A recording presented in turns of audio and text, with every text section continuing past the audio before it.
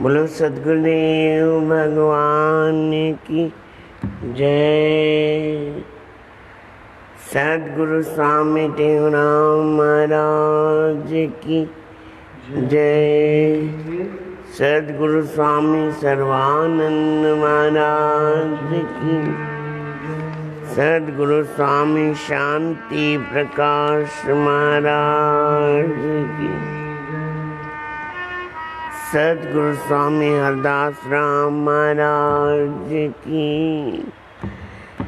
सद्गुरु स्वामी धर्म प्रकाश महाराज की जय। परम पूजनीय सद्गुरुदेव भगवान की जय। स्वामी राज प्रकाश महाराज की जय। स्वामी किशोर प्रकाश महाराज की जय। सर्व संतों महात्माओं की जय। श्री प्रेम प्रकाश मंडल की जय। अमरापुर दरबार की, गंगा मैया की। आयो लाल सभई चौ झूले।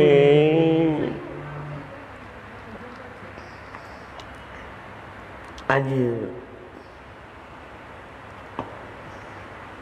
27वीं ॾींहुं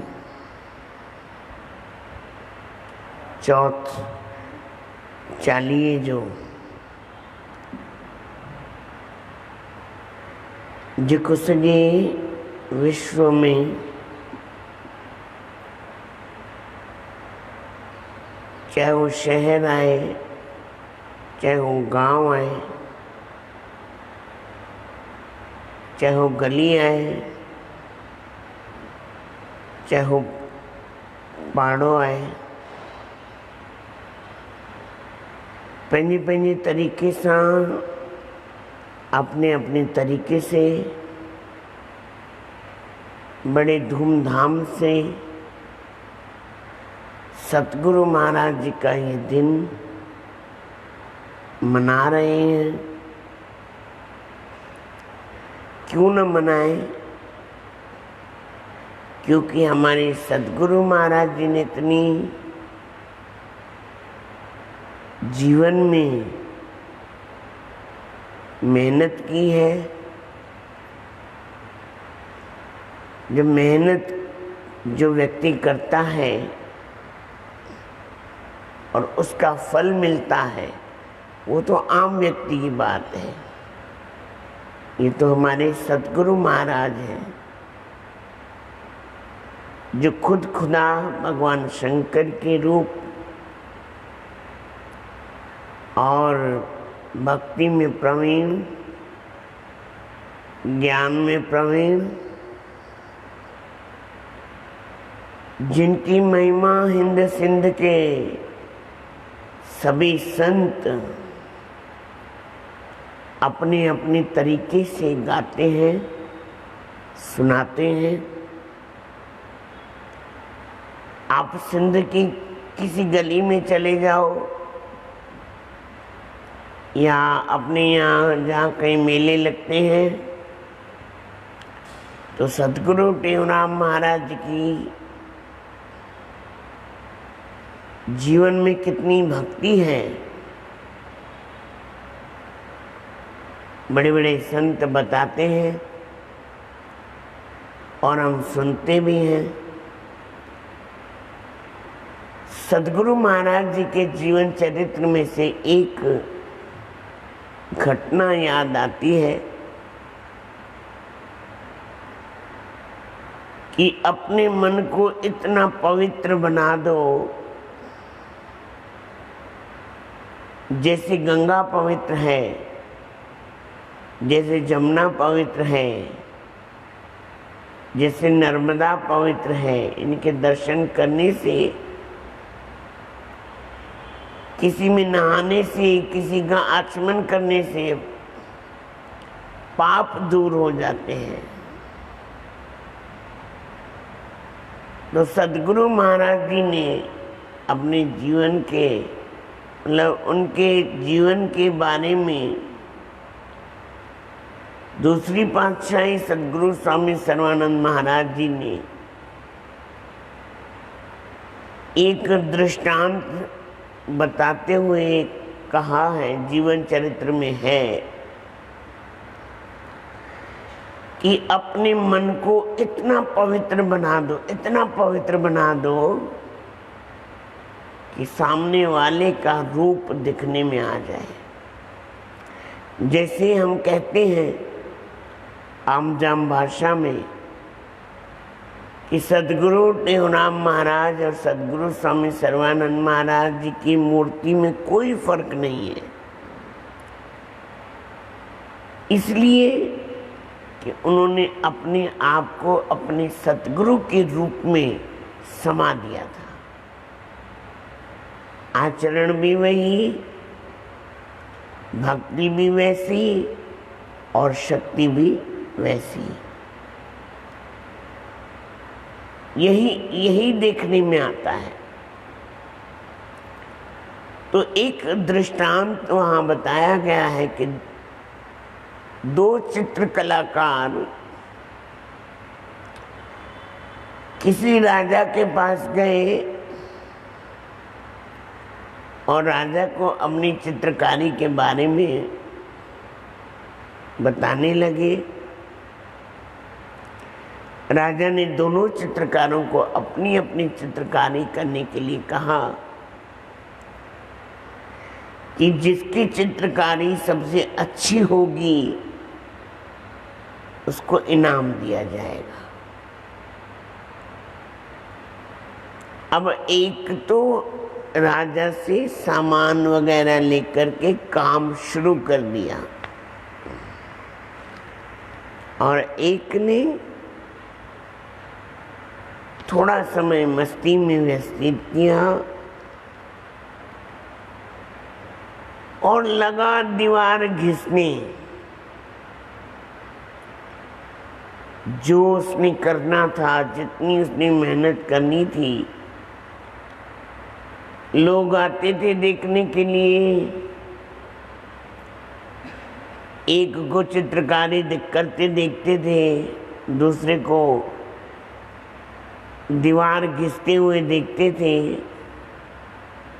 तो अनुमान लगाते थे शायद इसको दंड मिलेगा।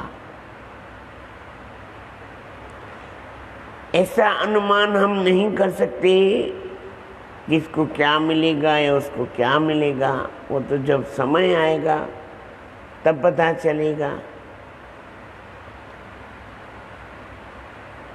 तो दोनों ने अपनी मेहनत, दिन रात मेहनत लगाई की। एक चित्रकार दूसरे की चित्रकारी देखता, दूसरा पहले की देखता,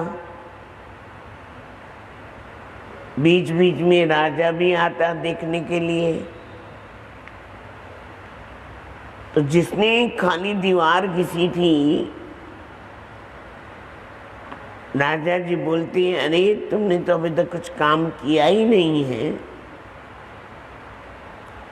कैसे इनाम पाओगे? इसमें भी राज रखा हुआ है। जैसे जैसे समय बीता, 40 दिन का समय था या जितना समय समझो, समय रखा हुआ था, 40 दिन का समय था। अब उसने खूब हर प्रकार से मेहनत की थी और वो चित्रकार अपनी चित्रकारी में मेहनत कर रहा था। जैसे ही पर्दा खुला, सारी चित्रकारी इधर ट्रांसफर हो गई। जो चित्रकार की चित्रकारी थी उससे कई गुना अच्छा उस दीवार पर लग रही थी, जहाँ उसने शीशे की तरह उसने घिसी थी। और सबने उस चित्र को सराहा। करना क्या है? अपने मन को खींचना है बस। मेहनत इतनी है कि अपने मन को खींचो, अपने मन को समझो। जैसे आजकल हम देख रहे हैं, जहाँ कहाँ चर्चा चल रही है, प्रेमी पूछते हैं एक दूसरे से कि तूने 2.5 महीने क्या किया। कोई किसी से पूछता है तूने 2.5 महीने क्या किया। 2.5 महीने किसने क्या किया वो तो परमात्मा ही जानता है। अपना मन भी जानता है कि मैंने 2.5 महीने क्या किया। तो इसलिए समय को न गंवाएं, समय की कीमत को समझें। जिसने समय को समझा है, समय कहते हैं ना, जिसने समय की कदर की, समय भी उसकी कदर करता है। समय में उठना, समय में बैठना, समय का सोना, समय का खाना, समय का सत्संग और हर बात समय से अच्छी लगती है। रोना भी समय का, जहाँ हंसने का टाइम हो वहाँ रोने बैठ जाए, जहाँ रोने का टाइम हो वहाँ हंसने बैठ जाए तो व्यर्थ है। तो इसलिए अपने आप को पहचानो। ये हमारे सदगुरु महाराज जी के 40वां जो मनाते हैं चालिया, पूरे सिंध हिंद में बड़े धूमधाम से भजन गा करके, पलव पा करके, प्रार्थना करके, आरती करके, जन्म साखी कोई पढ़ के, कोई 40सा पढ़ के, कोई 32सा पढ़ के, कोई सतनाम साक्षी महामंत्र का जाप करके, कोई सदगुरु की महिमा गा करके अपने अपने तरीके से सदगुरु महाराज जी को रिझा रहे हैं। तो कृपा उन्हीं की, जैसे उनकी कृपा बनी रहेगी। तो इसलिए कहते हैं ना, मुझो दारू दवा तुझो दीदार, मुझो दारू दवा तुझो दीदार, निखारण हकीमन के बेकार, निखारण हकीमन के बेकार, मुझो दारू दवा तुझो दीदार, मुझो दारू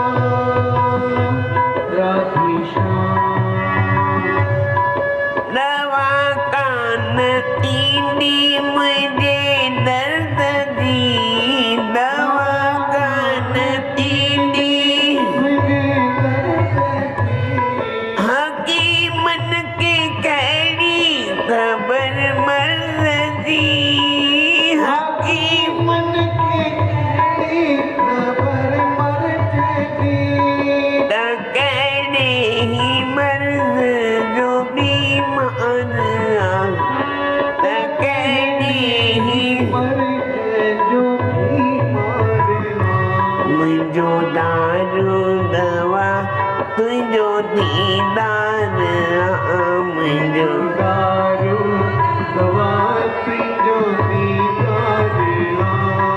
निखारण हकीमन के बेकार,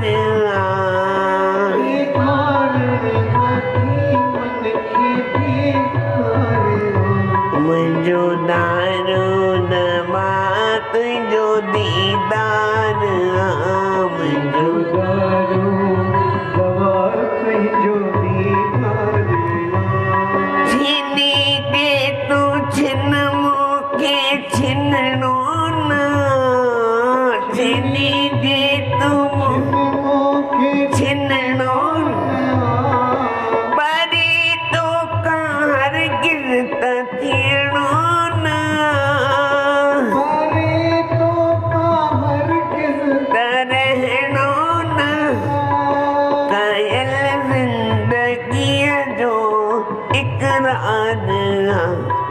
कायल जिंदगी जो इकरार मुझो दारू दवा तुझो दीदार मुझो दारू दवा तुझो दीदार निखारण हकीमन के बेकार निखारण हकीमन के बेकार मुझो दारू दवा तुझो दीदार मुझो दारू दवा तुझो दीदार अकी प्यो आया तुझे दर्जे अज्ञा अकी प्यो आया तुझे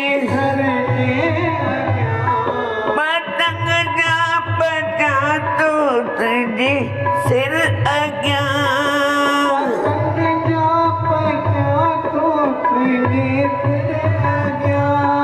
मुठाई का एड़ी का झनकार मुठाई का एड़ी का झनकार तुझो दीदार दारू दवा तुझो दीदार मुझो दारू दवा तुझो दीदार निखारण हकीमन के बेकार निखारण हकीम मन के बेकार मुझो दारू दवा तुझो दीदार मुझो दारू दवा तुझो दीदार मारी जीवन मुखे दिस जाए अति मारी जीवन मुखे दिस जाए अच्छी मारी जीवन मुखे दिस जाए अति मरी देवना मुखे दिस जाए अच्छी मेरी पैंजे अखड़न सा पस गए अति पहले अखड़न सा पस जाए अच्छी दुनिया दुनिया जबे ही वफादार दुनिया जबे ही वफादार मुझो दारू दवा तुझो दीदार मुझो दारू दवा तुझो दीदार निखारण हकीमन की बेकार हकीमत की बेकार मुझो दारू दवा तुझो दीदार मुझो दारू दवा तुझो दीदार बस ऐसा ही समझें कि मेरे दारू मेरी इलाज मेरा दर्द भी तू मेरी दवा भी तू क्योंकि उसके बगैर कोई हो भी नहीं सकता।